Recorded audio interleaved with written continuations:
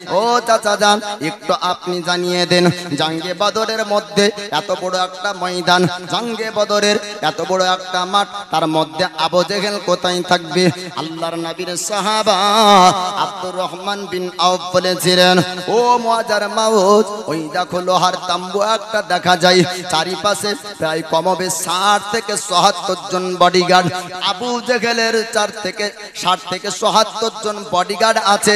এই বডিগার্ডের ভিতরে ওই লোহার তাম্বুর মধ্যে ভরা একজন পাহাড় লম্বা চওড়া জওয়ান ব্যক্তি, তার নাম হলো আপনার আবু জেহেল।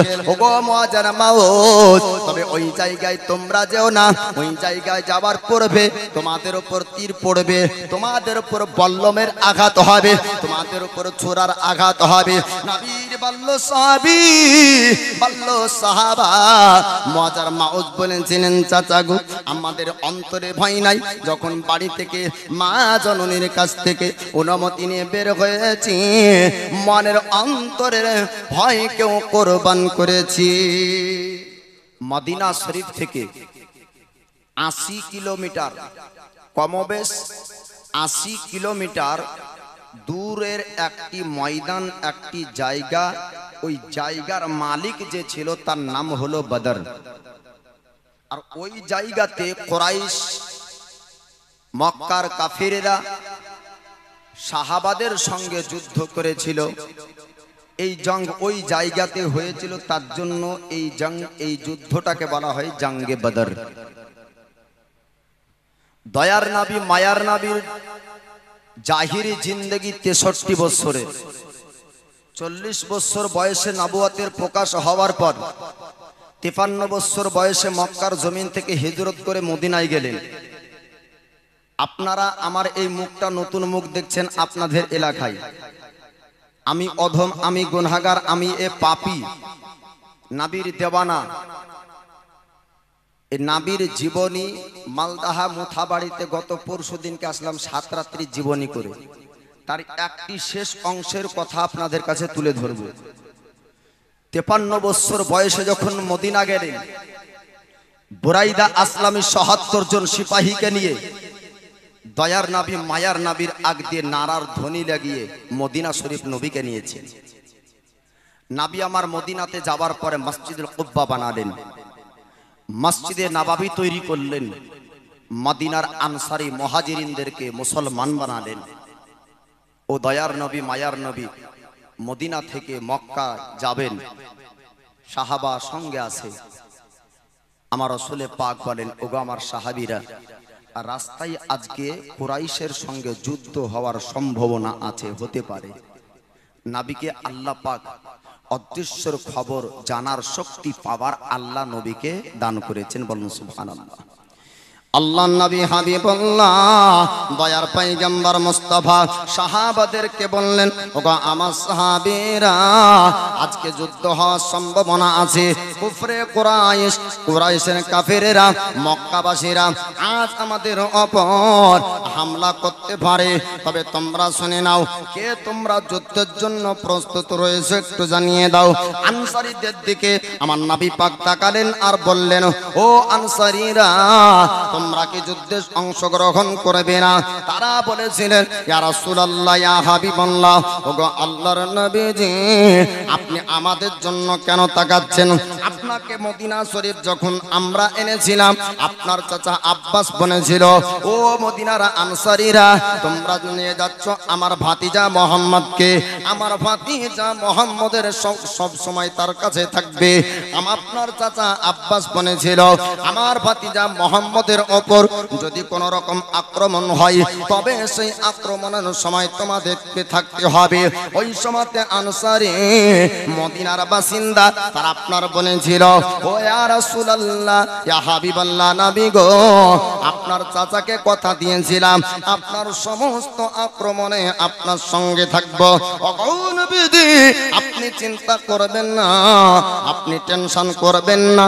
যখন জঙ্গে বদর হবে, যুদ্ধের ময়দানে আমরা আনসারী আপনার সঙ্গে থাকবো। বলুন সুবহানাল্লাহ। সাহাবা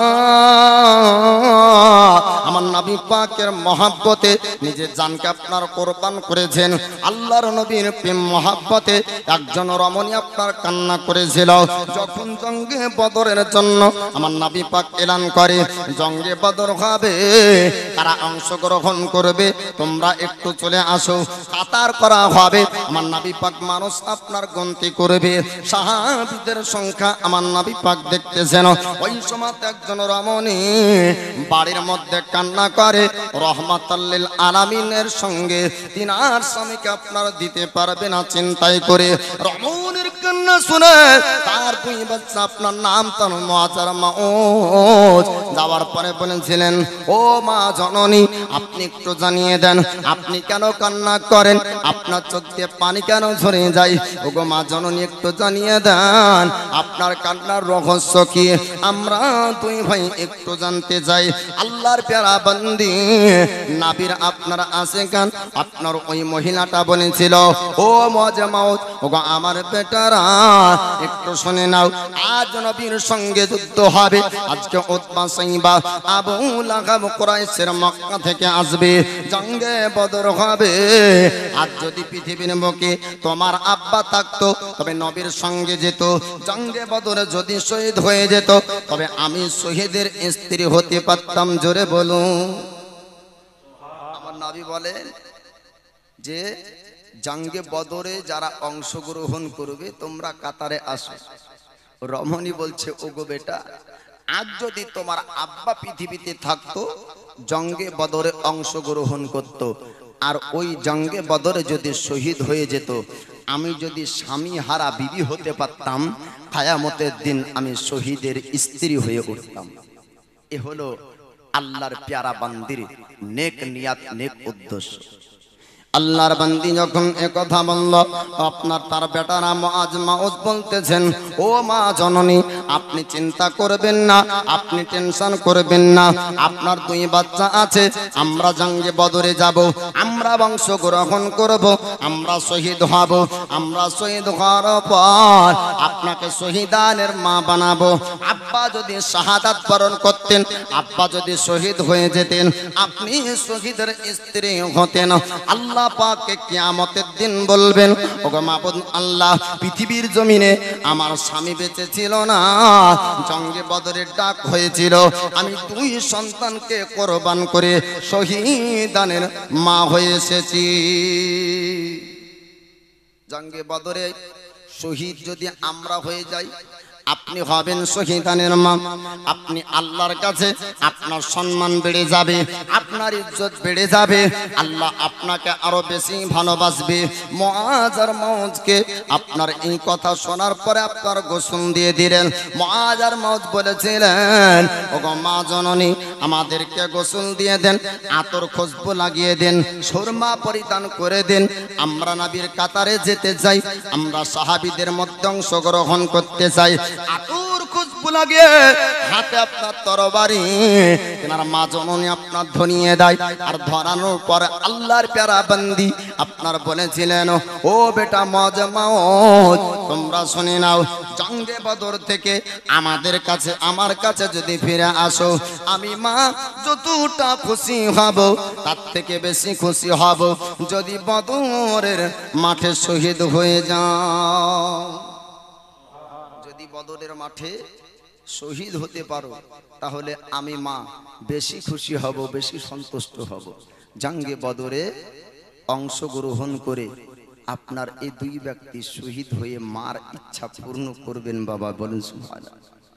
আমার নবী পাক আলাইহিস সালামের কাছে এবার ওই দুই বাচ্চা আপনার কাতারে অংশগ্রহণ করে।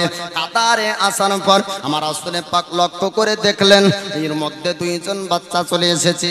রহমতের নবী, দয়ার পয়গম্বর, তিনি আপনার ডাক দিয়ে বললেন, ও বাচ্চা, তোমরা কিসের জন্য কাতারে অংশগ্রহণ করেছো?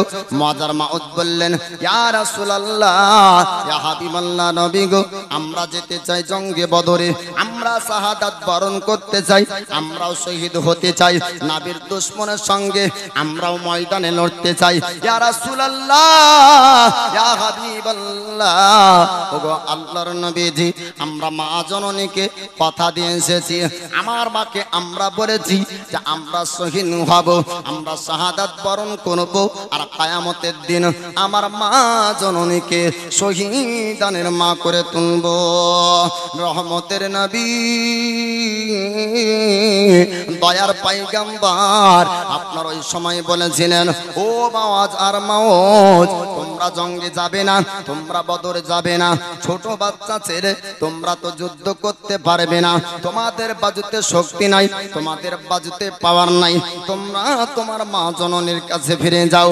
ওই বাচ্চা দুটো বলেছিলেন, ইয়া রাসূলুল্লাহ, ইয়া হাবিবাল্লাহ, ওগো রহমতের নবী, যুদ্ধ করার জন্য শক্তি লাগে, যুদ্ধ করার জন্য বুদ্ধি লাগে।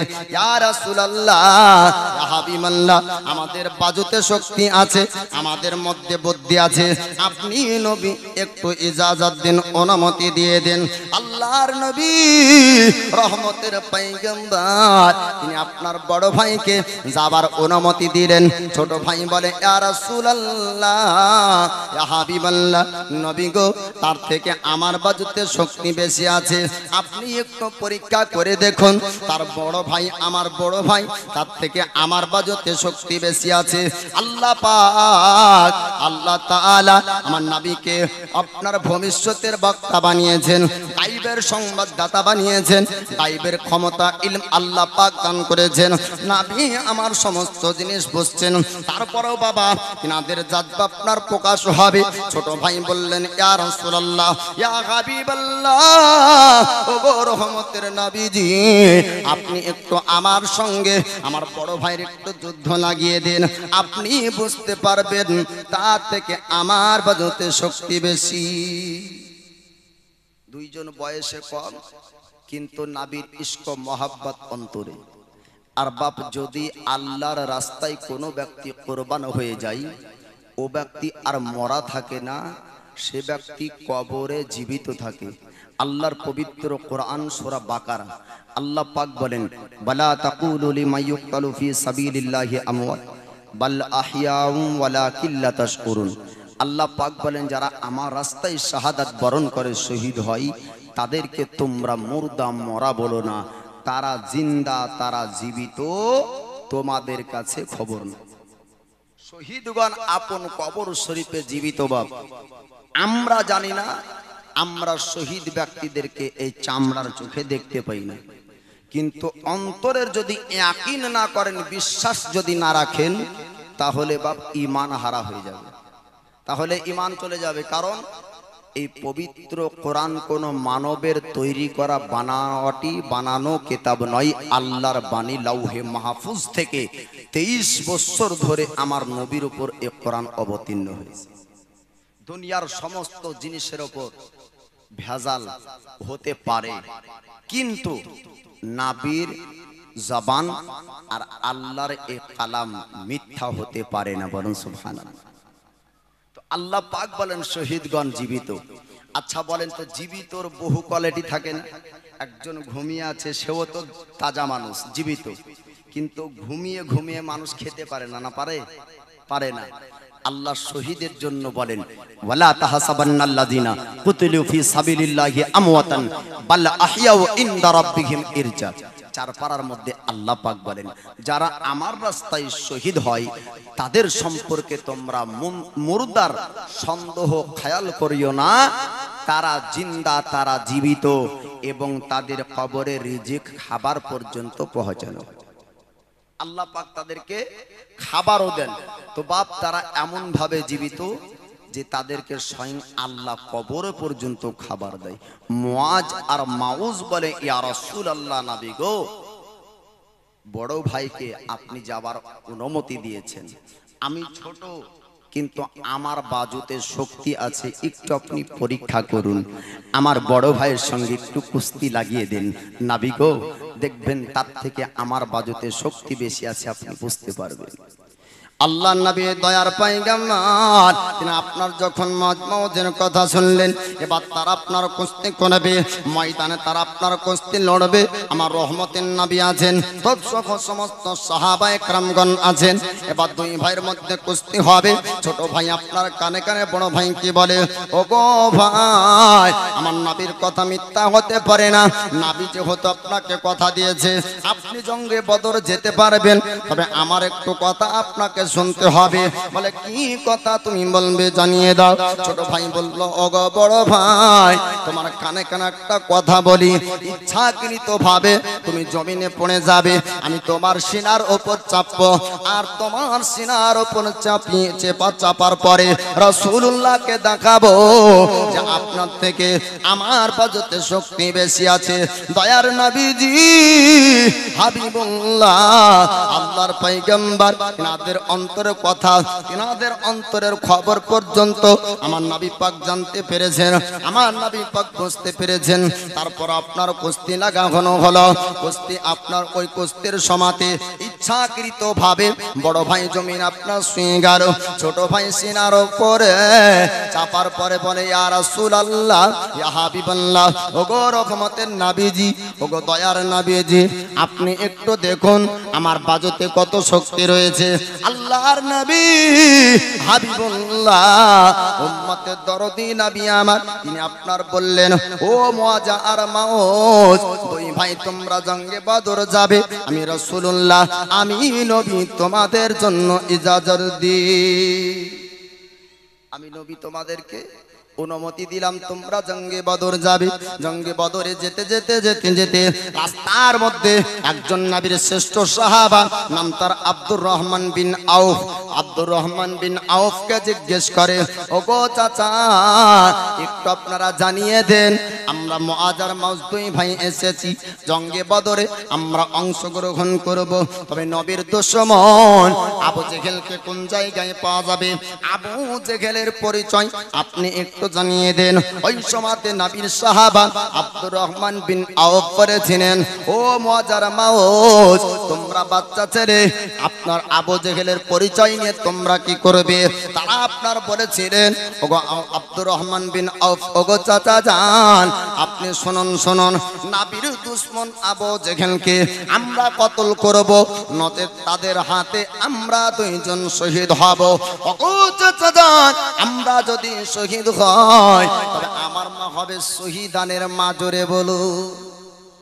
যদি আমরা শহীদ হই চিন্তা নাই, আমরা শাহাদাত বরণ করলে মা হবে শহীদানের মা, আমার মার ইচ্ছা পূর্ণ হবে। আর যদি নবীর দুশমন আবু জেহেলকে কতল করতে পারি, আমাদের মনের ইচ্ছাটাও পূর্ণ হবে। নবীর দুশমনকে আমরা পৃথিবীর জমিন থেকে মিটাতে চাই। ও চাচা যান, একটু আপনি জানিয়ে দেন, জঙ্গে বদরের মধ্যে এত বড় একটা ময়দান, জঙ্গে বদরের এত বড় একটা মাঠ, তার মধ্যে আবু জেহেল কোথায় থাকবে? আল্লাহর নবীর সাহাবা আব্দুর রহমান বিন আউফ বলেছিলেন, ও মুআজ আর মাউজ, ওই দেখো লোহার তাম্বু একটা দেখা যায়, চারিপাশে প্রায় কমবে 60 থেকে ৭০ জন বডিগার্ড, আবু জেহেলের 60 থেকে ৭০ জন বডিগার্ড আছে। এই বডিগার্ডের ভিতরে ওই লোহার তাম্বুর মধ্যে ভরা একজন পাহাড় লম্বা চওড়া জোয়ান ব্যক্তি, তার নাম হলো আপনার আবু জেহেল। ওগো মুআজ আর মাউজ, তবে ওই জায়গায় তোমরা যেও না, ওই জায়গায় যাওয়ার পূর্বে তোমাদের উপর তীর পড়বে, তোমাদের উপর বল্লমের আঘাত হবে, তোমাদের উপর ছোরার আঘাত হবে। নবীর বল্ল সাহাবী, বল্ল সাহাবা মুআজ আর মাউজ বলেছিলেন, চাচা গো, আমাদের অন্তরে ভয় নাই, যখন বাড়ি থেকে মা জননীর কাছ থেকে অনুমতি নিয়ে বের হয়েছি, মনের অন্তরের ভয়কেও কোরবান করেছি। আল্লাহ ওয়ালারা বাপ, দুনিয়ার পাওয়ার, দুনিয়ার শক্তিকে ভয় পাই না, ভয় একজনকে পাই, সেটা হলো মহান আল্লাহ। আল্লাহকে ছাড়া আল্লাহওয়ালা কোনো ব্যক্তিকে ভয় করতে পারে না। সৃষ্টি জগতের মধ্যে আল্লাহ পাককে ভয় করেছিলেন সব থেকে বেশি, তিনি হচ্ছেন দয়ার নবী মুস্তাফা। তার জন্য সৃষ্টি জগতের মধ্যে আল্লাহর প্রিয় সব থেকে বেশি তিনি হচ্ছেন দয়ার নবী মুস্তাফা। আল্লাহকে যে যত বেশি ভয় করবে সে তত আল্লাহর প্রিয় হতে পারবে। আর আল্লাহর ভয় যার অন্তরে যত বেশি থাকবে ও ব্যক্তি তত নেক আমল বেশি করবে। আর খোদাই খৌফ, আল্লাহর ভয় যদি এই কালবের মধ্যে না থাকে বা, তাহলে ওই ব্যক্তি গুনাহ কাজে লিপ্ত হতে পারবে, গুনাহর কাজ করবে, নেক কাজ করবে না। আল্লাহর ভয়কে অন্তরের মধ্যে আনার পরে দেখুন, কাউকে বলার প্রয়োজন হবে না নামাজ পড়ুন, কাউকে বলার প্রয়োজন হবে না রোজা রাখুন, কাউকে বলার প্রয়োজন হবে না হজ করুন, কাউকে বলার প্রয়োজন হবে না যাকাত দেন। আপনার কাল খোদাই খৌফ, আল্লাহর ডর, আল্লাহর ভয় বারবার বারবার আপনাকে মনে করিয়ে দিবে এটা আসরের আজান হচ্ছে, ঠিক না ভুল? আপনি নিয়ে আসুন। আর বারবার আপনাকে বলছে ইমাম, আপনাকে বারবার ডাক দিচ্ছে মুয়াজ্জিন, আজান দেওয়ার পরে ইমাম বলে আসুন নামাজ পড়তে, তারপরে আপনার মন চাই না কেন? এর কারণ খুঁজে পাচ্ছেন না। এর কারণ হলো একটাই, আপনি আল্লাহকে ভয় করতে পারেন, আপনার মধ্যে খোদাই খৌফ আনতে পারেননি। যদি খোদাই খৌফ, আল্লাহর ভয় আনতে পারতেন তাহলে এতবার বলার প্রয়োজন হতো না। তো বাপ, মুআজ আর মাউজের অন্তরে খোদাই খৌফ, আল্লাহর ভয়, বাকি দুনিয়ার কোন শক্তি পাওয়ার আবু জেহেল আবু লাহাবকে ভয় নাবির বাল্য সাহাবীর অন্তরে নাই। মুআজ আর মাউজ বলেন, ওগো চাচাজান চিন্তা করবেন না, আমাদের অন্তরের মধ্যে থেকে আমরা ভয়কে কোরবান করেছি, পৃথিবীর মানুষকে আমরা ভয় করব না। আমরা এখন যাব আবু জেহেলের কাছে, আবু জেহেলের সঙ্গে আমাদের যুদ্ধ হবে। গুটিয়ে গুটিয়ে পায়ে বাল্য দুইজন সাহাবা চলতে শুরু করলেন। যাওয়ার পরে লোহার তাম্বুর নিকটে যাওয়ার পরে দেখতে পাওয়া যায় লম্বা চওড়া একজন ব্যক্তি, নাম তার আবু জেহেল। মুআজের মত বলল, এই এত বড় লম্বা মানুষ, গর্দান হাত পাওয়া যাবে না, তবে কেমন করে কতল করব? নবীর দুশমনকে মারার নিয়ত করে আমি বাড়ি থেকে আমরা বের হয়েছি, তবে নবীর দুশমনকে মারা আমাদের শক্তি পাওয়ার হয়তো হবে না। মানে মারতে যদি হয় তবে নিচের দিকে একটু আঘাত করতে হবে। নিচের দিকে আঘাত করা হলো, সঙ্গে সঙ্গে নবীর দুশমন আবু জেহেল আপনার ময়দানে পড়ে গেল। আর ময়দানে পড়ার পরে আপনার সেনার উপর চাপলেন নবীর বাল্য সাহাবা মুআজ আর মাউজ। আপনার বড় পাপী আবু জেহেলকে ওই জঙ্গে বদরের মাঠে কতল করে। আল্লাহ যদি শক্তি পাওয়ার দেয় তাহলে কমজোর ব্যক্তিও পালওয়ান হয়, তাই না? বড় বড় হাতি আর বড় বড় যোদ্ধা তারা হার মানলো ছোট্ট ছোট্ট আবাবিল পাখির কাছে না। আবরাহা বাদশাহ ইয়ামান থেকে বলছে কাবা ভাঙবো, বলে না, অত সহজ নয়। আল্লাহ পাক বলছেন, ওরে আবাবিল, আমি তোকে আকারে ছোট্ট বানিয়েছি, কিন্তু আমি আল্লাহ তোর মধ্যে পাওয়ার শক্তি দিব, তুই যা আর ওই আবরাহা বাদশার সেনাবাহিনীদেরকে, হাতি বাহিনীদের পিঠের ওপরে ছোট্ট ছোট্ট পাথর ফেলগা, ওদের বল্লমের শক্তি, তীরের শক্তি কিছুই কাজে লাগবে না। আমি আল্লাহ যার পিঠে একটা পাথর পড়বে উঠার শক্তি দিব না। তো বাপ, আল্লাহ পাক আবু জেহেল এত বড় নবীর দুশমনকে বাল্য দুইজন নবীর সাহাবীর হাতে আপনার কতল করালেন, বলুন সুবহানাল্লাহ। এবার দুইজন ব্যক্তি সহ আপনার কতল করে দেওয়ার পরে ময়দান থেকে তবু আপনার পালিয়ে যাই না।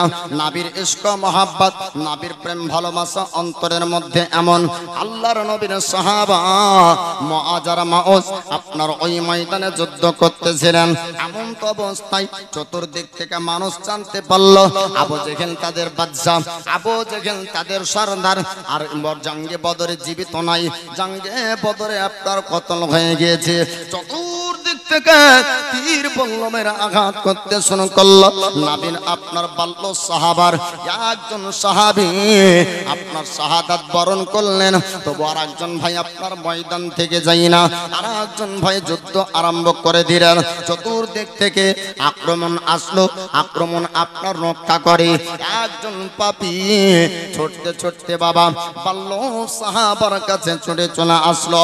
আসার পরে বাজতে একটা তরবারির আঘাত করেছিল, এত আপনার আঘাত করেছিল, এত জোরে তরবারি মেরেছিল, হাতটা আপনার কেটে গেল। বারবার আপনার ওই হাত আর এক হাতের সামনে চলে আসে, তবু আপনার ময়দান ছাড়ে না। ওই আপনার হাত পরিবর্তন করলেন, হাত থেকে এক হাত থেকে আর এক হাতে আপনার তরবারি নিয়ে নাই, তরবারি চালাতেছে। বারবার এই হাতের সামনে নিজের হাতটা আপনার চলে আসলো, আপনার নিজের হাত জমিনে আপনার রাখলেন, রাখার পরে নিজের হাতের ওপর পা চাপিয়ে দেন।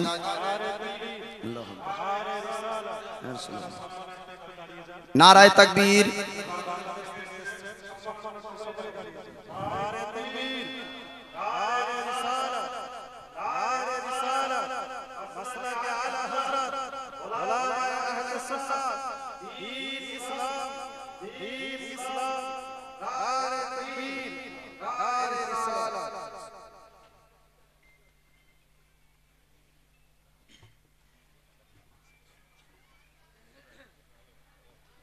বসে যান।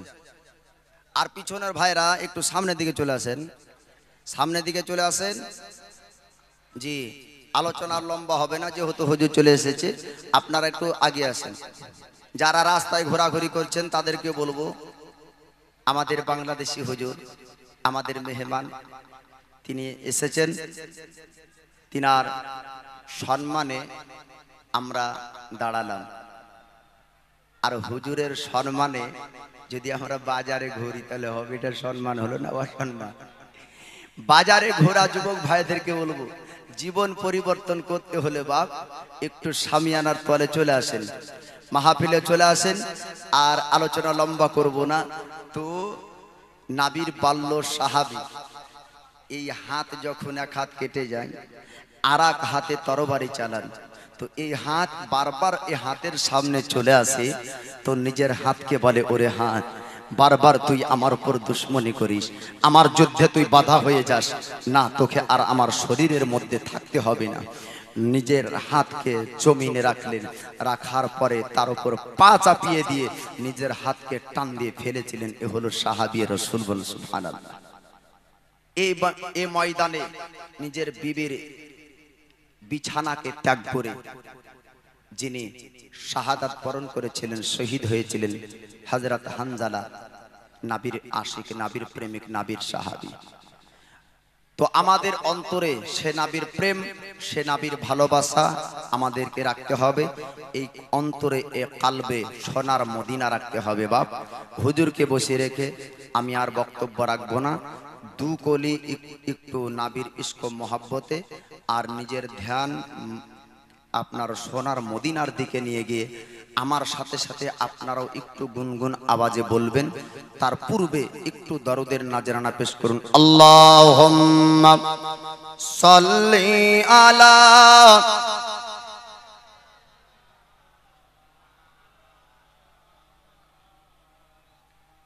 ওয়া আলা আলি সাইয়্যিদিনা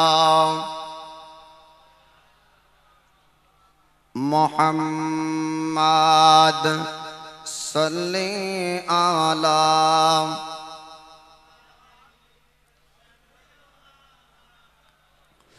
মদিনারি ধোলা বালি সুরমা বানাবো। একবার জোরে বলুন সুবহানাল্লাহ। মদিনারি ধোলা বালি সুরমা বানাবো, সেই সুরমা চোখে দিয়া রাসূল দেখিব, সে সুরমা চোখে দিয়া রাসূল দেখিব। মদিনারি ধোলা বালি সুরমা বানাবো, মদিনারি ধোলা বালি সুরমা বানাবো, সে সুরমা চোখে দিয়া রাসূল দেখিব। আশিকেরা মদিনায় গেল, মোর নবীর দিদার পেল। একবার জোরে বলুন সুবহানাল্লাহ। আশিকেরা মদিনায় গেল, মোর নবীর দিদার পেল। আশিকেরা মদিনায় গেল, মোর নবীর দিদার পেল। আশায় যে মোর দিন ফোরালো, কি যে করিব, সেই সুরমা চোখে দিয়া রাসূল দেখিব। মদিনার ধোলা বালি সুরমা বানাবো মদিনারি ধুলাবালি সুরমা বানাবো সে সুরমা চোখে দিয়া রাসূল দেখিব ও সে সুরমা চোখে দিয়া রাসূল দেখিব যে দেখেছে নবীর দিদার দোজখ হারাম হয়েছে তার যে দেখেছে নবীর দিদার দোজখ হারাম হয়েছে তার দিদার পেতে আশা আমার কবে দেখিব দিদার পেতে আশা আমার কবে দেখিব সে সুরমা চোখে দিয়া রাসূল দেখিব মদিনার ধুলাবালি সুরমা বানাবো মদিনারি ধুলাবালি সুরমা বানাবো সে সুরমা চোখে দিয়া রাসূল দেখিব সে সুরমা চোখে দিয়া রাসূল দেখিব ওয়ারাফানা লাকা যিকরক কোরআনে বলেছেন আল্লাহ পাক একবার জোরে বলুন সুবহানাল্লাহ ওয়ারাফানা লাকা যিকরক কোরআনে বলেছেন আল্লাহ পাক নবীজির ও চমাকাম সবাই রাখো গো সে সুরমা চোখে দিয়া রাসূল দেখিব মদিনার ধুলাবালি সুরমা বানাবো মদিনার ধুলাবালি সুরমা বানাবো সেই সুরমা চোখে দিয়া রাসূল দেখিব তোমরা যারা যাও মদিনায় আমার সালাম কইও রওজায় তোমরা যারা যাও মদিনায় আমার সালাম কইও রওজায় জিজ্ঞাসিও নবীজিকে আমরা কবে যাইব জিজ্ঞাসিও নবীজিকে আমি কবে যাইব সে সুরমা চোখে দিয়া রাসূল দেখিব।